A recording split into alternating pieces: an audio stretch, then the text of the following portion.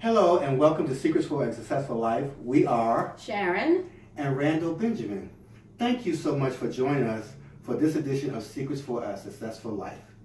In Breaking the Family Curse Part 2, Richard and Niya discussed with us why families continue on the path of negative generational habits.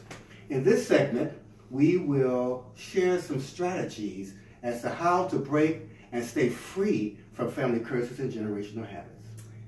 Richard and Niya, thank you so much for coming back to be with us to give us some strategies as to how to break and stay free of negative generational habits. Richard is a 28-year licensed clinical alcohol and drug counselor, the supervisor at the East Orange Partial Hospital Behavioral Health Department. Niya is a dual licensed mental health and substance use disorder psychotherapist. She works with Hyacinth Foundation with AIDS patients. She works with AirMed Counseling Services in East Orange, and she and Richard are co-owners of Angel Hope House, a halfway house in Newark for women, and Henry's House of Hope, a halfway house in Toms River. Again, thanks for joining us. We are looking forward to your giving us some ideas as to how to be free and stay free. Yes. Okay. So sometimes it seems like practices have prevailed for so long that they seem normal. What steps do you take or give to guide family members in realizing that negative generational habits and practices are really not normal?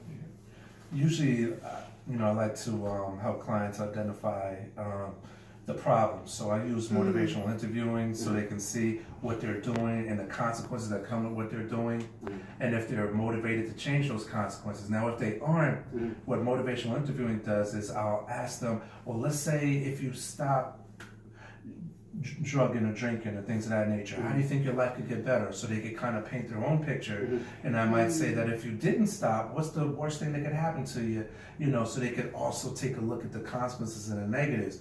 Once they can see that, I might ask them, well, what changes do you think that you might need to make in your life in order to have that good picture that you just told me about a little while ago? So now they just start thinking about strategies that they can do to kind of change that negative intergenerational dysfunctional piece. So how long does it usually take about before people start to realize or get the idea that I really need to change? Wow, that's actually no real time length because, just as Rich talked about, it's really based on the client's level of motivation. If they're externally motivated or extrinsically motivated, it's going to take a long time, and sometimes they don't get it until they become internally motivated. So our goal, and a lot of what he uses, motivational interviewing, and I like to use reality therapy myself, is challenging their external motivation, because this is what got you here. So if you're in this place that you say you don't want to be, what do you think you need to do to get out of that place? Psychology tells us that you have the answer to your problem because you know you better than anybody on the planet. Right. You don't always want to face your issues and your problem. And that's where we come in with our therapeutic techniques to help you face your reality. So you mentioned external and internal motivation. What is that? So external motivations could be the judge telling you, go to the program or go to jail.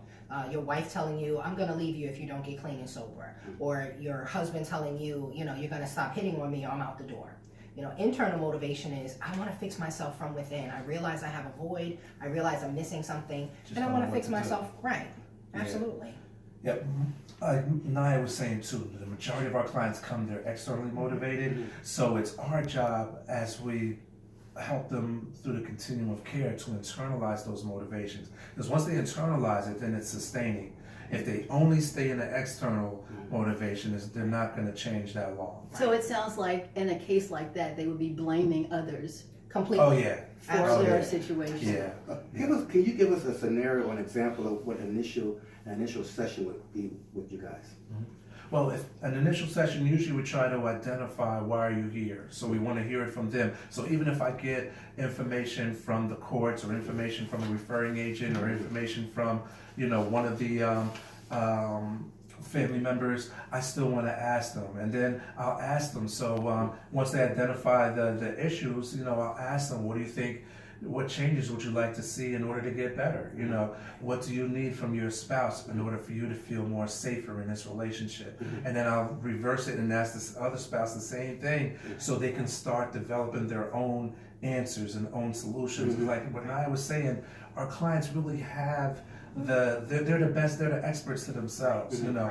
We just have to ask them the right questions, and that helps them bring it out, you know. So what do you have any percentage of the success rate of some of your clients? Right. Well, absolutely. At the at AirMed Counseling, which is our outpatient treatment facility, right now we have a 92% success rate, meaning 92% of the clients that graduate our program. Because of course we have people that walk away, that never come back, things of that nature. But 92% of the clients that actually graduate, they have maintained their recovery for longer than 12 months.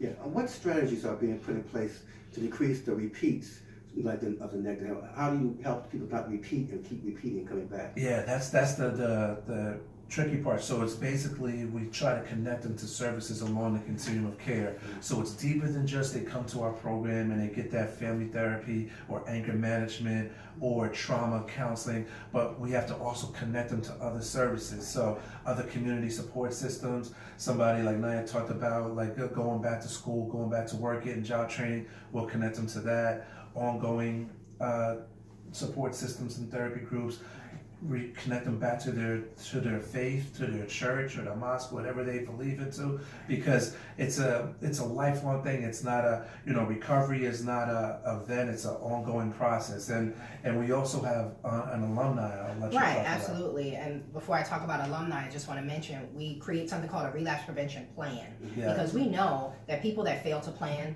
to fail, right? And so we give them those type of adages to help them plan to not relapse. It doesn't say that they're not going to relapse, because they do relapse. Unfortunately, it's a very real part of recovery. But we help them examine that relapse so it doesn't keep repeating itself from those generational negative behaviors continuing. But when we talk about alumni, people that graduate, we do a lot of things in all of our programs. We take them on trips. We show them a way to enjoy life without needing something outside of me to make me feel good about me. So let me ask you, off the top of your head, what are some of the services or the other programs? So after they finish with you, what are some of the places where you've sent people or where they can contact? Give you a good little suggestion. For example, I have a client now, he was a business owner, but when he first came in, he had just had a high school education, he had substance abuse issues, also co-occurring mental health disorder. So we helped him with getting the education on how to stay clean. We also addressed the issues that surrounded the addiction, just that triggered a lot of pain in his life, a lot of resentment, a lot of guilt, a lot of anger, a lot of shame, so he could feel, deal, and heal, and feel good from within. We stabilized his mental health by making sure that he had the right psychotropic medication.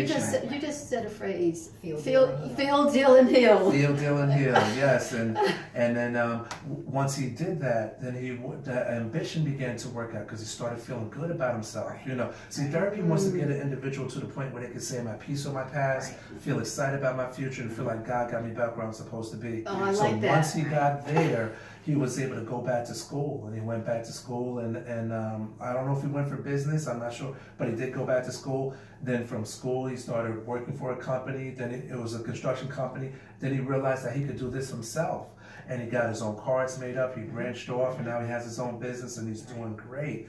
And I'm just saying, those are some of the that's a classic example, because that is what we do. That's awesome. On a continuum basis. Everyone doesn't, get that, but some of the places in the community, we link them back to county college. I'm also a professor at Essex County College and Middlesex County College, and so I use some of those contacts to say, hey, let's get you back in school. You can do a dual, get your GED and start your associates, at the same time.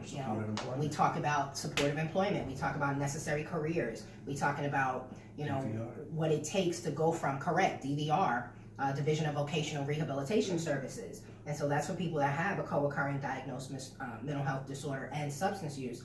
And it helps them get back into the workforce so that they can, after they've felt, dealt, and healed from those issues that they've accepted, now you can do something different with your life. And that's how you really break those negative generational curses, is by challenging the thought process that the way they did it is the only way it can be done. Right. So it sounds like you all have put in place a number of different ideas, strategies, people, and places to help one to break and stay free. Yes. So as you were talking, you talked about that internal.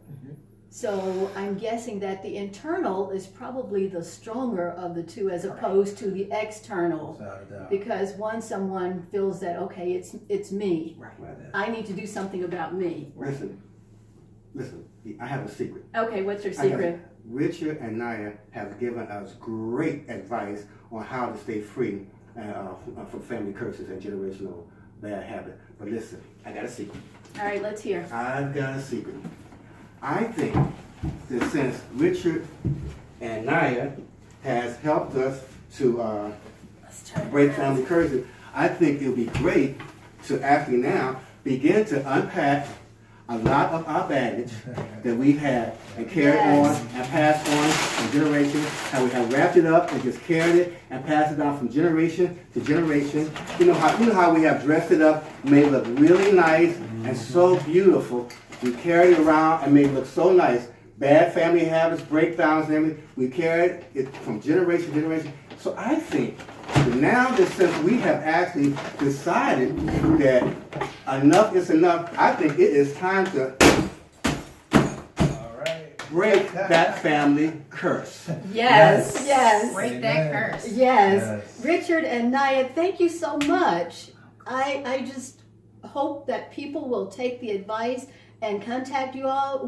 How can they reach you? They can reach us by email at airmid137@yahoo.com. You can reach us on Facebook at Airmid Counseling Services. You can call us at 973-678-0550. Again, thank you so much for joining us, and thank you for joining us on this segment of Secrets for a Successful Life. We are Randall. and Sharon Benjamin. Please reach us at Facebook, Twitter, LinkedIn, and subscribe to our YouTube channel. Again, thanks for joining us, and see you next time for Secrets for a Successful Life.